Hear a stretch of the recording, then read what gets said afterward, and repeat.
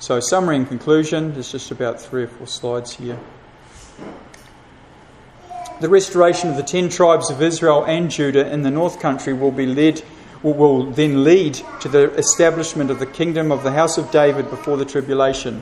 The Old and New Testament scriptures make clear that David's fallen tabernacle or sukkah will be raised. This refers to the Davidic kingdom that initially will have one of his descendants reigning over a united Israel and Judah.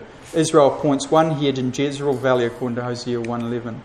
The Lord must thus raise up the Davidic monarchy amongst the Jews. This will be relatively easy, as a sukkah is much easier to put back together than a house.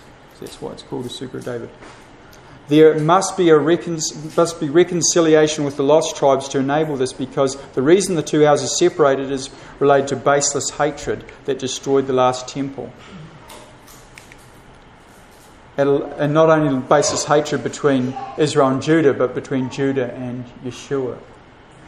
At a later stage, David himself will be raised from the dead to reign as king and prince over a regathered and reunited kingdom of Israel and Judah. So we've already gone over this, I'm just laying it down. Ultimately, Yeshua, the King of Kings, will reign over David and over all the earth. So a limited outpouring of the Holy Spirit will precede World War III in a sort of exodus from USA. The lost tribes will move to the North Country at some point after this. This is inferred. This is not directly in prophecy.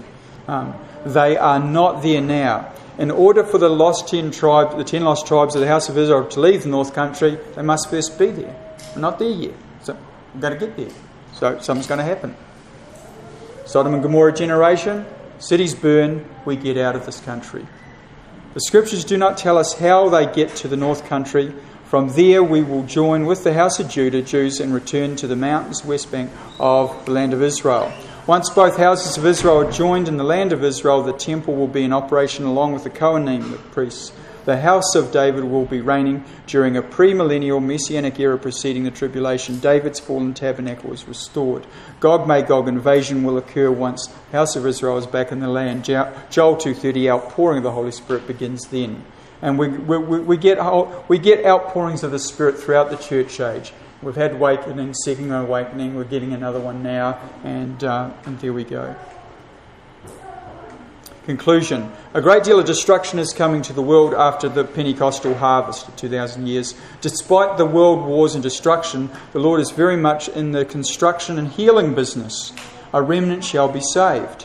The Lord shall restore Israel and Judah step by step, including the kingdom of the house of David and even David himself. There is actually great reward for staying true to him here and now. As Psalm 34:15 says, "The eyes of the Lord are upon the righteous, and his ears are open unto their cry. For the eyes of the Lord run to and fro throughout the whole earth to show himself strong in behalf of them whose heart is perfect toward him.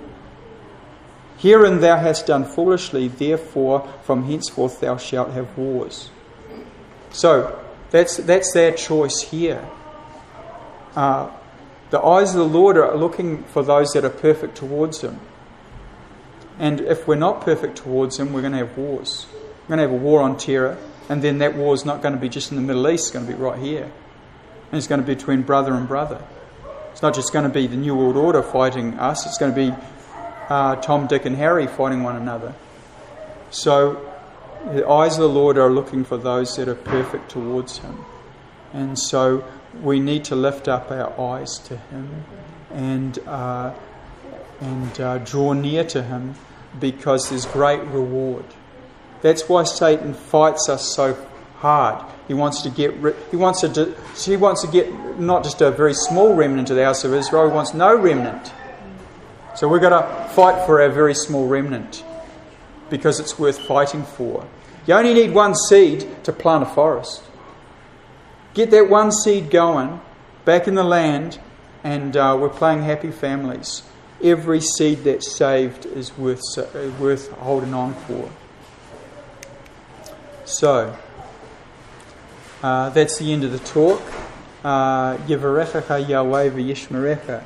Ye'ir Yahweh p'nei v'lecha v'yechanecha. Yisai Yahweh p'nei v'lecha v'yasim lecha shalom.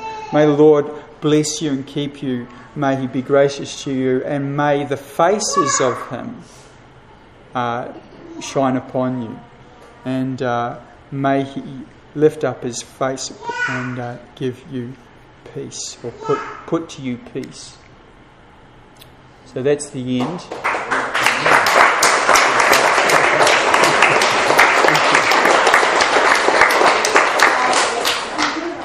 And by the way, I've got other talks and all sorts of things, and I